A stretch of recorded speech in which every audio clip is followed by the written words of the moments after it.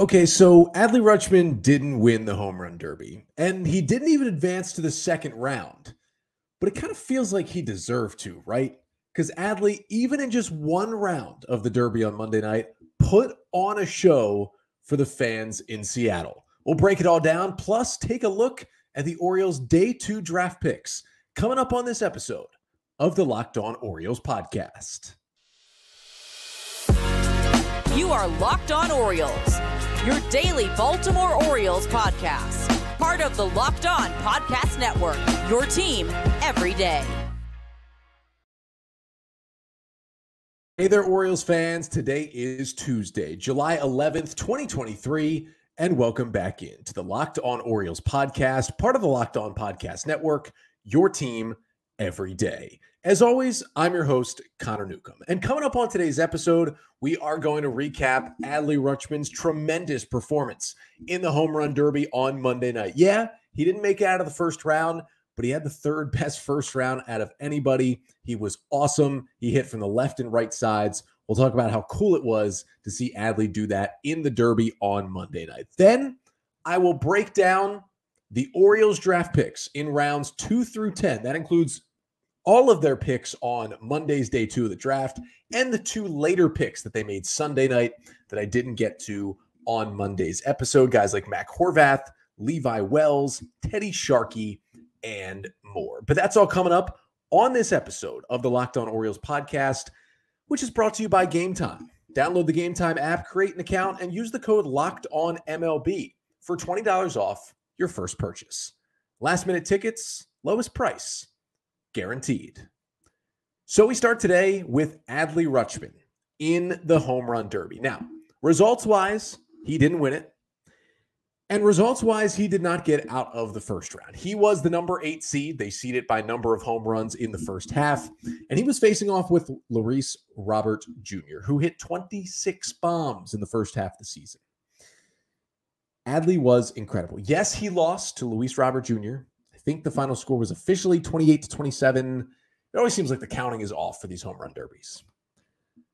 But the show Adley put on was insane. It started from the left side of the plate with his dad, Randy Rutschman, pitching to him back in basically Adley's home MLB ballpark growing up. Grew up in Oregon, would go to Mariners games, had actually competed in a pitch, hit, and run competition they showed pictures of from 2006 that he was in at what was then Safeco Field, now T-Mobile Park.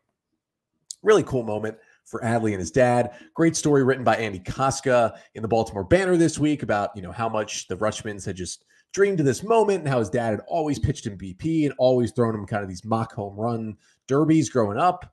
This was a cool moment. And Adley Rutschman, I think the official number was 27 homers that he hit. And that was even without the extra 30-second bonus. So you get the 3 minutes to hit, you get one timeout you can call, and then you get a break. You get an extra 30 seconds no matter what. And then you can get another 30 seconds if you hit 2 home runs over 440 feet. Unfortunately, Adley hit one at 445, didn't hit another one that distance, and so he didn't get those extra 30 seconds. But in 3.5 minutes, 27 home runs was pretty impressive. Hit the first 2 pitches he got from his dad to start the round out to right field when he was hitting from the left side, went into a little lull, then picked it up late in the round, was hitting some absolute bombs into right field at T-Mobile Park. But here's the thing. The real show was in the bonus 30 seconds. So he finished, I believe, with 20 homers, I think was the number, after his regular round of 3 minutes, and he got his extra 30 seconds. And this is something I had talked about on Twitter. This is something I had talked about on the podcast. Would Adley have a leg up because he's a switch hitter? He's the only switch hitter in the Derby field. Actually, all 7 other hitters were right-handed hitters. And I said, it's probably a little less tiring. Not crazy less tiring because you're still tired. But you can save a little more energy if you switch sides of the plate halfway through the round. Now, he didn't switch halfway through, but for his extra bonus 30 seconds, Adley switched around to the right side. And that was an incredible feat. He saw 8 pitches from his dad, Randy Rutschman. He took 8 swings in that 30-second bonus round. He hit 7 home runs. It was absurdity to finish with the 27 bombs. That was an absolute show. And Adley hitting that last homer and kind of just spinning around and pimping it, watching it, walking off the field. Awesome moment. You saw Austin Hayes there, along with Felix Bautista and Yenye Cano, just hyping Adley up, helping him out during his timeout. Great moment between Adley and his dad after they finished out the round. Just was really, really cool to see. And I still don't think it tops what Trey Mancini did in the Home Run Derby, which was just 2 years ago, come out there, coming back from cancer and making it to the finals, only to be beat by the Home Run Derby robot, Pete Alonso, who couldn't win this one. But this was very cool from Adley Rutschman. And specifically what he did from the right side was just tremendous. He's got crazy pop from both sides. I get that he's only got 12 homers this year. It's not like he's lighting the world on fire power-wise, but he's got serious pop from both sides of the bat, and he showed that off in the Home Run Derby. And, it was kind of the perfect storm, right? Because, yes, it would be amazing to see Adley Rutschman win the Home Run Derby. But there's always those fears, and they're not exactly rooted in the greatest science of all time, but there's been some cases before where guys have taken a lot of swings in the Home Run Derby and have kind of slumped coming out of the second half because of it. So for Adley, you get the best of both worlds. You get a really amazing, electrifying round, but he lost. And his Derby was over after one round because Luis Robert was just on another level. Robert got to 28 homers, basically just barely into his first 30-second bonus round. 27 was a very good number put up by Adley. Like, a very good number. Again, 27, that was fourth best of anybody in the first round. Robert got 28, and it was really no issue. Unfortunately, he did lose in the second round of the Derby tournament, but yeah, tough break for Adley to have to go up against Luis Robert. I mean, Mookie Betts hit 11 homers, and him and Adley both went home at the same time. That stinks. However, awesome to see Adley do it. Awesome to see him in the Home Run Derby. Can't wait to see him in the All-Star game later tonight. But the big thing during the day on Monday for the Orioles was the MLB Draft, as rounds 3 through 10 of the draft, day 2 of 3, commenced from Seattle. And the O's got some interesting picks on Monday. We're going to run down every pick the Orioles have made since they took Enrique Bradfield with the 17th overall pick in the first round on Sunday night. Get you a mini scouting report on each player, what to expect from them, and then we'll get you ready, of course, for day 3 of the draft and the All-Star game on Tuesday night. But first, this episode of the Locked On Orioles podcast is brought to you by Gametime. Now, I've talked about Gametime a lot on this podcast, and it's because it is legitimately now the only place I go when I want to buy last-minute tickets to an Orioles game. I live down the street from the stadium. I'm within walking distance. I can sometimes not even decide until the night of that I want to go to a game. And Gametime makes that so easy to do. Buying tickets at the last minute, it's not stressful anymore because of Gametime. They've got these killer deals on last-minute tickets, and they got a best price guarantee. So you can get hyped for the game and stop stressing about everything else. They've got deals on tickets right up to the day of the event. I've gone to multiple Orioles games this year where I've bought tickets on Gametime the day of, gotten one of their exclusive flash deals on the Orioles tickets, gone to the game, gotten the best price, and they show you where your seats are, and the tickets, you buy them in a matter of seconds. 2 taps on the app, you're done, and they're sent directly to your phone. Don't have to dig through your email, don't have to go to a separate app, right there on your phone, scan them at the gate, go right into the ballpark. So snag the tickets without the stress with Gametime. Download the Gametime app, create an account, and use code LOCKEDONMLB for $20 off your first purchase. Terms apply. Again, create an account, redeem the code LOCKEDONMLB for $20 off. Download Gametime today. Last minute tickets, lowest price, guaranteed.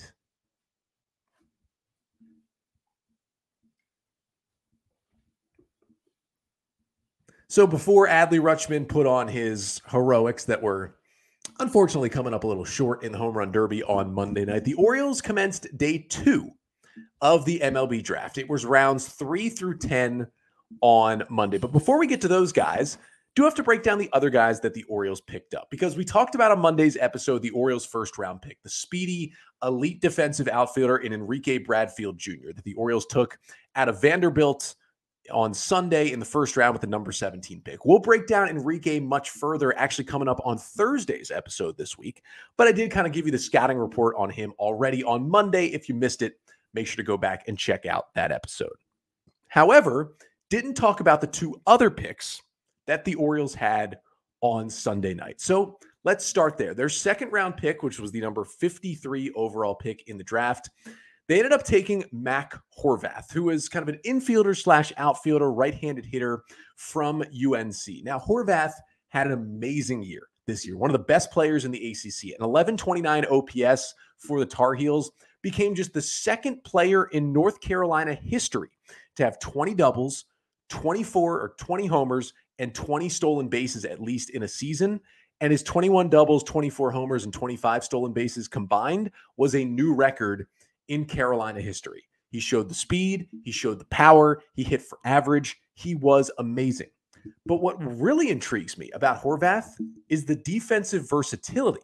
Now, he came in as a shortstop to UNC, was pushed over to third base because he had a better shortstop recruit, played third base all of last year, played third base for half of this year. Then UNC's regular third baseman, who had been out for a while with injury, came back to the team. He went to third, but they couldn't take Horvath out of the order. They already had somebody at DH. So they move him into the outfield. And not only does he play right field well, he starts 8 games in center field and plays that position pretty well too. So he's got the tools at the plate. He's got the tools in the field. He's versatile. This is a very Orioles pick, and I loved it in the second round. Next pick, competitive balance B round, the 63rd overall pick in the draft. And Mike Elias set a new record, the earliest pitcher he has ever taken in the MLB draft. It was Jackson Baumeister, a right-handed pitcher out of Florida State. Now, Baumeister, the ERA this year might not look great, a 5.09 ERA, but the stuff is incredible from the right side. Struck out 12 batters per 9 this season. He's got a fastball that's got a lot of ride, rides it up towards 97 and above. Good curveball, good slider. Both of those breaking balls are ridiculous. The changeup is probably the 4th pitch, but if we've seen anything from Orioles pitching development the last 3 years, they can get you to have a good changeup. I think Baumeister is going to be that pitcher that the O's finally take. And I get 63rd overall wasn't the first round pick, but it was still a really good pitching prospect. He was one of the top high school pitchers in the draft 2 years ago. He's a younger guy, less wear and tear on the arm. O's went pitcher. Hopefully everybody's happy about that. And that was kind of a theme here, because then with their 3rd round pick, their first pick of the day on Monday, 86 overall, they went with another pitcher, Kiefer Lord, the right-hander out of Washington. Now, Kiefer Lord is an incredible story. Jake Rill of MLB.com wrote a good story about him on Monday. Make sure to go check that one out. But Kiefer Lord had a 6.19 ERA at Washington this year. That doesn't look good. Now, remember, when I talk about these ERAs from these pitchers, college baseball offense was crazy inflated this year. So basically, if you're looking at any ERA, just chop off 1 run. And I get 5.19 still is great, but you can basically chop off 1 run from everybody's ERA. That's how good the hitters were. The ball was juiced. It was a crazy offensive environment. But Kiefer Lord throws strikes, 78 strikeouts to just 17 walks this year. A Division III transfer, went to this small, kind of academically known Division III school in the Midwest, and then he transfers to Washington and had a pretty incredible story. So during the pandemic, Kiefer Lord was set to go play college baseball at Division III, but was just like, you know what? I got plenty of time to myself. Let me learn how to pitch even better. He basically taught himself how to use all of the advanced data, how to use all of the tracking systems, how to shape his pitches, how to tunnel his pitches, how to add velocity. This guy was throwing 77 in high school. He was topping out at 81 when he started doing this in the pandemic.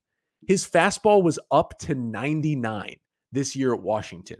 He added 18 miles per hour of velocity on his own without any professional coaching, just on his own during the pandemic. That makes you think right there, how much more projectable can he be? Already he's figured out the fastball. The Orioles can help him with the off speeds. This could be the steal of the draft right there in Kiefer Lord. Next up, Orioles had another 3rd round pick. It was actually the compensation pick they got for the fact that they were not able to sign their 3rd round pick, Nolan McLean, last year because he failed his physical. So the 100th overall pick, it was Tavion Josenberger. Now, that's a mouthful to say, but the center fielder from Arkansas, who is a switch hitter who found a little pop in the bat this year, had 1 or 2 home runs each of the last couple of years, but hit 10 balls out this season, had a 904 OPS, Good leadoff hitter, table setter, flash some power, can hit from both sides, plays a great center field. Transfer from Kansas, where interestingly enough, he actually played second base at Kansas and then came to Arkansas and went back to the outfield in center field. So defensive versatility as well. Mike Elias loves that. And another just solid pick by the Orioles. Next up, their fourth round selection, number 118 overall. That was Levi Wells. You guessed it. Another pitcher for the Orioles in the fourth round. Remember, the Orioles up to this year had not taken and signed a pitcher in the draft before the fifth round. They took 3 pitchers in the first 4 rounds this year. So hopefully you can get to see, okay, they are finally drafting some pitching. Levi Wells was this guy, right-handed pitcher out of Texas State. He was their lockdown ace Friday night guy in 2022, had a 3.07 ERA. His ERA jumped to 5.02 this year, but Levi Wells might have been the number one case of just, he didn't change, but the offensive environment and the ball and the bats in college changed. His walk rates were the same. His strikeout rates got better. His hit rates were the same. His home run rates were the same. Everything was the same, basically, but his ERA jumped by 2 runs. I'm just chalking that up to the offensive environment. He's got a mid-90s fastball coupled with a curveball and kind of a cut slider. He's a Texas Tech transfer. He's been a workhorse for Texas State. Like this pick. Fifth round selection by the Orioles, number 154 overall. They went back to the hitters, the guys up the middle that they love to take. It's the outfielder Jake Cunningham out of Charlotte. Now, Cunningham had a really good year this year, 16 homers to go along with 16 stolen bases, had over 1,000 OPS, right-handed hitter, huge guy, right? Like 6'4", 200 plus, built up, looks kind of like the body of like Mike Trout out there in the outfield. This guy, though, is like one of the data darlings of the draft. The exit velocities are crazy, like insane for his age, hits everything hard, drives the ball for home runs, for extra base hits, and also is athletic enough with that body, kind of has like that linebacker build, that more like strong safety build, where he can play the outfield well defensively in all 3 positions. Now, he did dislocate his ankle last offseason. So for about the first month of this year, he missed some time. He wasn't playing great. So that's why his numbers were down initially, but he picked it up immediately, ended up having a great year, and the O's able to scoop him up. Saw a lot of good things from some very analytically minded draft experts saying great things about Jake Cunningham. But those are the top 5 round picks for the Orioles. Round 6 through 10, though, were also on Monday. And coming up next to finish off the pod, we'll take a look at who those 5 selections were for the Orioles on day 2 of the 2023 MLB Draft. But first, this episode of the Locked On Orioles podcast is also brought to you by BetterHelp. Now, sometimes in life, we are faced with tough choices, and the path forward isn't always clear. It can be tough to make large life decisions. For me, it was tough. Do I stay full-time with broadcasting? How much broadcast do I do? Trying to get another full-time job. There's tough decisions there. Whether you're dealing with decisions around your career, relationships, or anything else, therapy helps you stay connected to what you really want while you navigate life. So you can move forward with confidence and excitement. And I'm someone who has benefited from therapy for a long time, and it can help you as well. So if you're thinking of starting therapy, give BetterHelp a try. It's entirely online, designed to be convenient, flexible, and suited to your schedule. Just fill out a brief questionnaire and get matched with a licensed therapist. And you can switch therapists anytime for no additional charge. So let therapy be your map with BetterHelp. Visit BetterHelp.com/LockedOnMLB to get 10% off your first month. That's BetterHelp, HELP.com/LockedOnMLB. So back here to finish up recapping day 2 of the MLB Draft for the Orioles. Talked about the guys they picked through round 5. Now we'll start with their 6th round selection. Pick number 181. Guess what? It's another pitcher. Jacob Cravey was the pick, the right-handed pitcher out of Samford. Cravey had an amazing year this year. Samford was a team who put together a great season in the Southern Conference, went to the NCAA tournament, and also, or almost, I should say, pulled off a Cinderella run to get to the Super Regionals. He was the Southern Conference Pitcher of the Year, 3.10 ERA, one of the top innings eaters in college baseball with 105 innings, fastball at 94, good slider, good changeup, pitched really well against Auburn in the regional, helped them pull that upset. He is just, he's been good in his college career. He's just a really good, strong, potential back end of the rotation guy in the big leagues that they picked up in the 6th round. 7th round selection might have been my favorite of the day by the Orioles. In the 7th round, another pitcher, pick number 211, they took Teddy Sharkey, the right-handed reliever out of Coastal Carolina. Now, Sharkey has been a reliever for a while, and he was Coastal Carolina's closer this year. Just go look up video of Teddy Sharkey saves. He is maybe the most electric closer in all of college baseball. The celebrations, the screaming, he's built a little different, but he goes crazy on the mound after any save, especially when he ends it with a strikeout. It's a lot of energy on the mound, puts a lot of it into his pitches, and then lets it out when he gets the job done. And he has the stats to back it up. Sharkey, a 2.90 ERA, 13.4 Ks per 9 this season. He's run his fastball up to 95 miles an hour. It's a high spin efficiency, up in the zone fastball. Pairs it with this big overhand curveball that nobody can seem to hit, drops it in there for a called strike a lot of the times, and then a tighter slider that gets a lot of swings and misses by righties. He's fun to watch. He's probably going to stay a reliever, but that's a guy who could move up to the big leagues quickly, and I mean quickly, with the O's taking him in the 7th round. 8th rounder, pick number 241, was Braxton Bragg. Now, don't go looking up who the other Braxton Bragg is, who unfortunately he may be named after.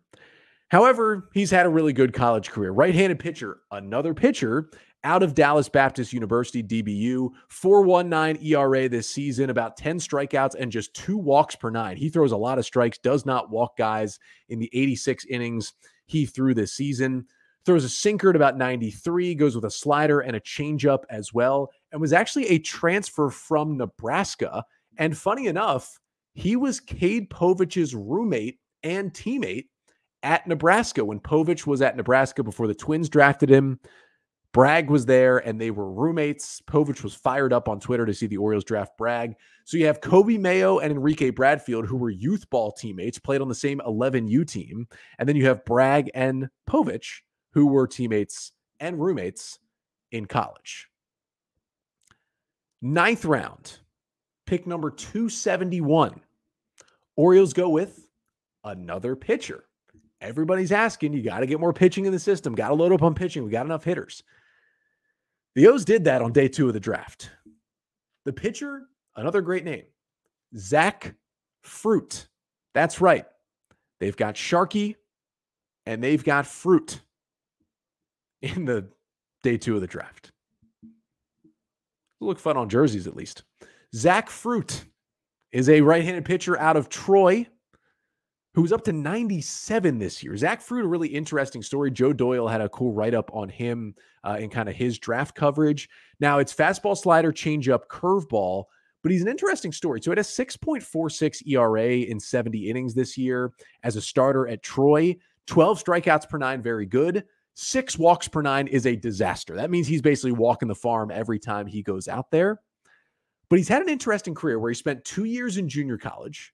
Then he transferred to Eastern Michigan University, a Division I program, but not really known for their baseball team. And he pitched really well at EMU the last 2 years and was draft eligible each year. His fastball was in the low 90s. He had good secondary stuff. And it seemed like people couldn't figure out why not only Fruit wasn't drafted, but he was never even signed as an undrafted free agent, especially after last year, after his senior year. So he said, you know what? I got another year of eligibility. Why not? Let me go in the portal. Let me transfer. He goes to a better program at Troy. And while his numbers got a little bit worse in terms of the ERA, the strikeouts were still there and the stuff got better. His fastball apparently went up from like 93 to 97 this year. The stuff looked crisper. The O's will try to get the walks out of him because those were a problem, but he's a nice kind of lottery ticket pick in the 9th round. And the Orioles' 10th round selection, their final pick on day 2 of the draft on Monday. Pick number 301 of the draft is the outfielder Matthew Etzel out of Southern Miss. 2 years after they took Reed Trimble out of Southern Miss, the Orioles get Etzel, a left-handed hitter who's truly like a table-setting contact leadoff guy. Hit .317 this year with an .853 OPS, stole 23 bags as well. He's just contact. I mean, he does not swing and miss a whole lot. He puts the ball in play all the time. Another junior college transfer who, maybe isn't going to give you like the giant exit velocity numbers, not going to hit for a lot of power, but he gets on base, and specifically he puts everything in play, kind of a different player than you'll generally see the Orioles draft, but a fun different for Matthew Etzel, and we'll see what the O's can do with him in their hitting lab. But that's a wrap on day 2 of the draft for the Orioles. Day 3 coming up today, starting at 2 p.m., the final 10 rounds of the draft, rounds 11 through 20. This is where you're really looking for some serious value at the end of the draft, if you can get it, and we'll see what the Orioles are able to do in rounds 11 through 20. And then I'll be back on the podcast tomorrow, recapping every pick that the O's make in day 3 of the draft, and also recapping the All-Star game here on Tuesday night. Austin Hayes starting the game, starting in center field. I can count on one hand how many games he started in center this year for the Orioles. And he'll be starting in center field in the All-Star game. He's batting 7th for the American League team. That'll be fun to watch. Adley Rutschman will be coming off the bench behind the plate. And we should see Yenye Cano and Felix Bautista pitch out of the American League's bullpen in tonight's All-Star game. I'll recap how all 4 Orioles did and talk about rounds 11 through 20 of the draft coming up on tomorrow's episode. But until then, I'm Connor Newcomb, and this has been a Locked On Orioles podcast, part of the Locked On Podcast Network. Your team every day.